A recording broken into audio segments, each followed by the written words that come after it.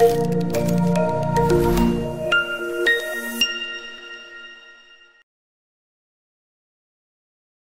Cak, halo Neng, ya apa kabare? Nggo gedang digawe rujak. Selamat datang di Cak Pajak. Cak Pajak, cangkruan pajak kan Wil Jatim siji. Wani. Wani. Halo Cak dan Neng, pemirsa setia Cak Pajak Kanwil DJP Jawa Timur 1. Kembali lagi nih kita bertemu. Wah, senang sekali nih bisa cangkruk bareng di dalam episode Cak Pajak yang baru. Tentunya bersama dengan Neng Gigi dan Cak Iping. Halo Cak, halo Neng, ya apa kabare? Cangkruan lagi kita hari ini untuk bincang-bincang santai tentang pajak. Betul. Hari ini ya tentunya kalau kita bincang-bincang itu pasti membahas topik perpajakan terkini, Iya, Cak yang Iping. lagi enak dibincangkan gitu ya. Betul. Nah, untuk hari ini kita mau membicarakan soal teknologi finansial. Wah, Oh, apa itu ya? Teknologi finansial. iya. Baik. Memang rame kan ya lagi Mm-mm. dibicarakan ya Cak Iping Iya, ya. betul. Nah, memang teknologi finansial ini kan sudah berkembang banyak dan memang sekarang kita mau bahas nih soal perpajakannya Iya, seperti betul. apa. Terutama ini ternyata keluar PMK yang baru nih, PMK Mm-mm. 69 tentang PPH dan PPN atas penyelenggaraan teknologi finansial Oh ya, baik, yang baik, baik. berlakunya nanti pada tanggal 1 1 Mei. Mei 2022 yang lalu Iya, ini gitu. memang baru ya, menarik untuk kita bahas Nah, hari ini. sebenarnya ini tentang apa, Cak Iping? Ya, baik. Perkembangan teknologi informasi ini kan telah begitu maju ya, Cak Daning semuanya. Kehidupan kita menjadi semakin mudah dan semakin cepat gitu. Kemudian ini telah apa ya, berpengaruh terhadap semua bidang usaha gitu ya, semua sektor gaya hidup masyarakat pun berubah, tak terkecuali di sektor keuangan. Ya, kita sekarang bisa mengirim dan menerima uang tanpa harus pergi ke bank. Kemudian di situ juga kita bisa pinjam uang gitu ya, pinjam uang tanpa melalui bank seperti itu.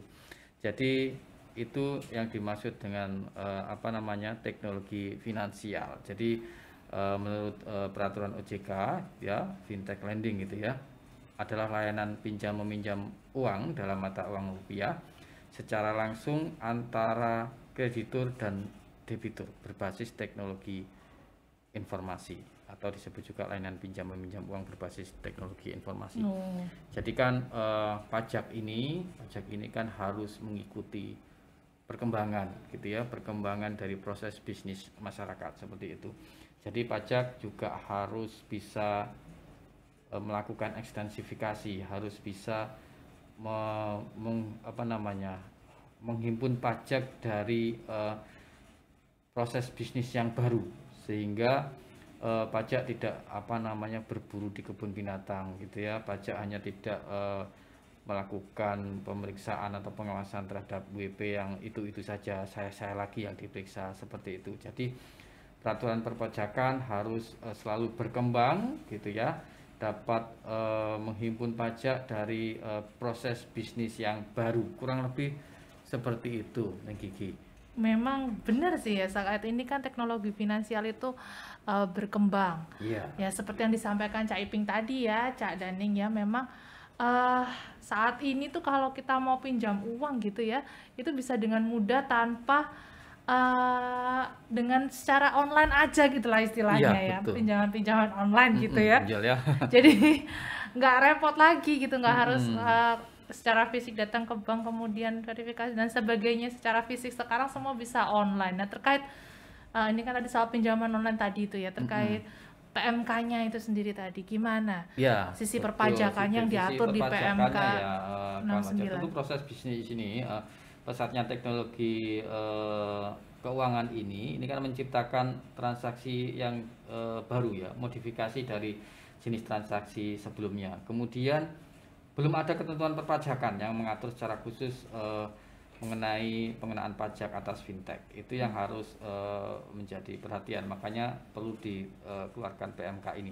Kemudian permasalahan pemotongan PPh 23 atas imbalan bunga pada layanan pinjam meminjam ini. Kemudian sebagai gambaran bahwa di data OJK sampai dengan 22 April tahun 2022, jumlah penyelenggara fintech peer-to-peer lending ini yang berizin di OJK ini sudah berjumlah 102 perusahaan. Gitu ya. Industri fintech ini mencatatkan akumulasi penyaluran kredit gitu ya hingga akhir tahun 2021 itu sebesar 295,85 triliun. Nah, ini kan perlu diatur oleh pemerintah seperti itu. Ini jumlah yang sangat besar perkembangannya. Nah, dalam PMK ini terbit untuk memberikan kemudahan administrasi dalam pemenuhan kewajiban perpajakan atas transaksi dalam penyelenggaraan teknologi finansial ini. Nanti diatur mengenai penunjukan pemotong PPh dan pengenaan PPh atas penghasilan sehubungan dengan transaksi layanan pinjam meminjam serta perlakuan PPN atas jasa penyelenggaraan teknologi finansial. Yang penting bahwa yang perlu kita garis bawahi ini semangatnya adalah untuk equal treatment ya, kesetaraan perlakuan perpajakan antara mereka yang bertransaksi secara digital dengan mereka yang bertransaksi secara konvensional. Pada prinsipnya tidak ada objek baru di dalam PMK ini, hanya pengaturan mengenai cara bertransaksinya saja. Seperti itu, Neng Kiki dan Cak Neng semuanya. Jadi itu tadi semangatnya ya. Ternyata Ya, memang pada prinsipnya itu tidak ada objek pajak yang baru gitu ya, ya betul. Cak Iping ya. Memang semangatnya adalah tadi equal treatment ya antara yang digital dengan yang konvensional. Jadi disesuaikanlah melalui Peraturan Menteri Keuangan Nomor 69 tentang ini tadi penyelenggaraan teknologi finansial. Tapi bukannya ini ya Cak Iping, untuk jasa keuangan itu bukannya bebas PPN ya? Ya, baik Cak Daning semuanya. Jasa keuangan itu bebas PPN. Contohnya ini adalah jasa menghimpun dana dari masyarakat berupa tabungan, giro, deposito dan sebagainya. Kemudian jasa menempatkan dana, meminjam dana dan meminjamkan dana kepada pihak lain. Ini merupakan jasa keuangan yang bebas pajak. Kemudian jasa pembiayaan, jasa penyaluran pinjaman atas dasar gadai dan sebagainya. Jadi secara prinsip bahwa di Undang-Undang PPN sebagaimana telah diubah dengan Undang-Undang HPP, uang merupakan non JKP. Kemudian jasa meminjamkan atau menempatkan, jasa asuransi, kemudian jasa penyediaan layanan atau fasilitas merupakan JKP. Jadi yang menjadi poin penting di sini bahwa uangnya kemudian itu merupakan bukan bebas PPN gitu ya, bukan objek, tapi kemudian jasa penyediaan fasilitasnya itu menjadi JKP. Kemudian ketentuan atas PPN fintechnya bagaimana? Uang elektronik itu di dalam suatu media merupakan non BKP. Ini tetap prinsipnya bahwa uang adalah non JKP. Kemudian jasa meminjamkan, menempatkan dana oleh kreditur kepada debitur melalui platform ini juga merupakan jasa yang dibebaskan PPN. Kemudian, yang dikenakan PPN yang mana? Yang dikenakan PPN hanya atas jasa penyediaan platform peer-to-peer atau sarana sistem pembayaran. Itu yang merupakan JKP. Jadi sarananya saja yang dikenakan PPN, seperti itu. Oh, jadi jelas nih ya sekarang bahwa yang dikenakan PPN itu atas jasa penyelenggaraannya saja. Ya, jadi jasa penyediaan platformnya itu yang dikenai PPN, ya, gitu ya Cak betul, Iping betul. ya. Jadi objeknya itu merupakan layanan penyediaan jasa sarana. Kemudian DPP-nya fee, komisi dan imbalan lainnya. Kemudian kalau yang non objek itu adalah penempatan dananya, memberikan pinjaman, pembiayaan oleh kreditur, itu yang non objek seperti itu. Sesuai ketentuan PPN-nya seperti itu ya. Nah, itu tadi PPN Cak Iping. Kalau misalkan PPh-nya seperti apa? Nah, kalau terkait dengan PPh, Cak Daning, ini kan ada dua aspek pajak ya, yaitu PPh atas bunga pinjaman, kemudian PPh atas imbalan jasa. Kalau untuk PPh 23-nya ini berlaku ketentuan normal. Nanti 15% itu bersifat tidak final atau 26 atau 20% untuk PPh 26 tergantung dari penerimanya gitu ya, apakah WP luar negeri atau bukan. Kemudian mekanismenya bagaimana? Mekanismenya adalah jika pihak penyelenggara layanan pinjam meminjam memiliki izin OJK, dia ditunjuk untuk melakukan pemotongan PPh. sehingga penerima pinjaman tidak perlu melakukan pemotongan PPh, ya.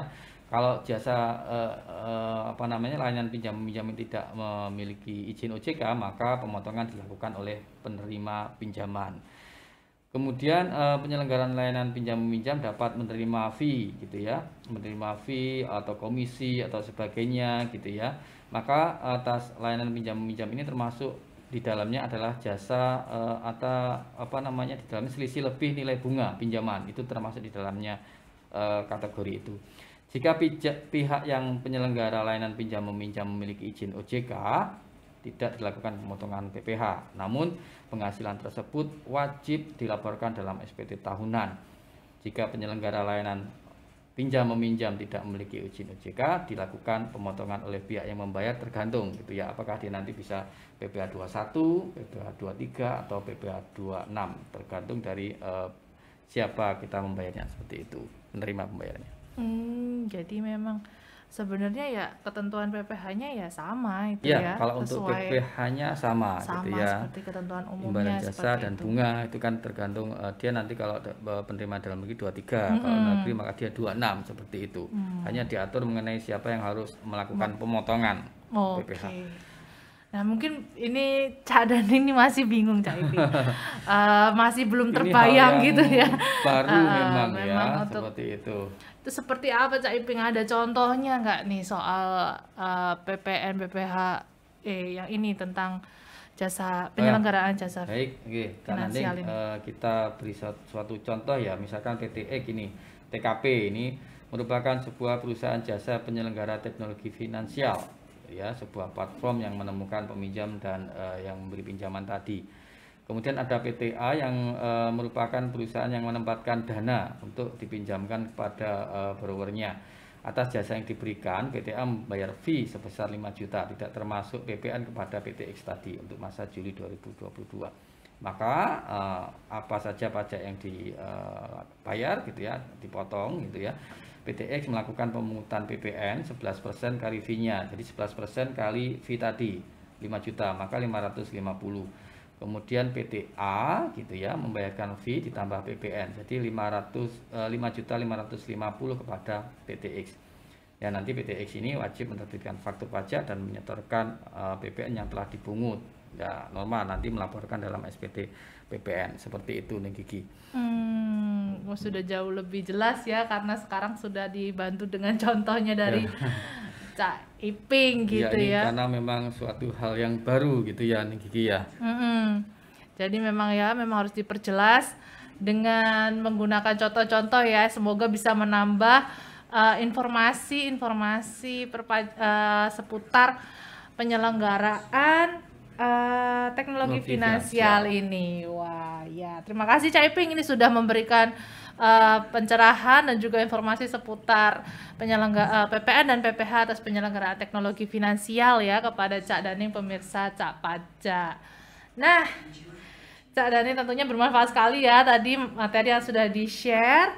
Terima kasih Cak Iping, dan perlu digarisbawahi bahwa pengenaan atau terbitnya PMK 69 ini bukan berarti ada objek pajak yang baru ya.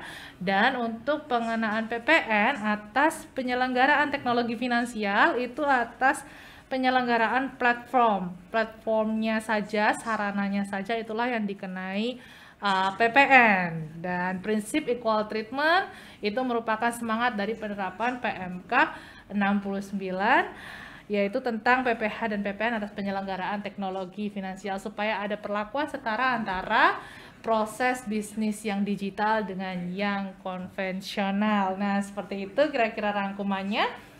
Cak Daning jangan lupa untuk selalu follow sosial media kami, karena akan selalu ada informasi-informasi perpajakan terkini yang akan kami bagikan kepada Cak Daning semua. Jangan lupa untuk subscribe dan juga nyalakan notifikasi supaya tidak ketinggalan episode-episode Cak Pajak selanjutnya.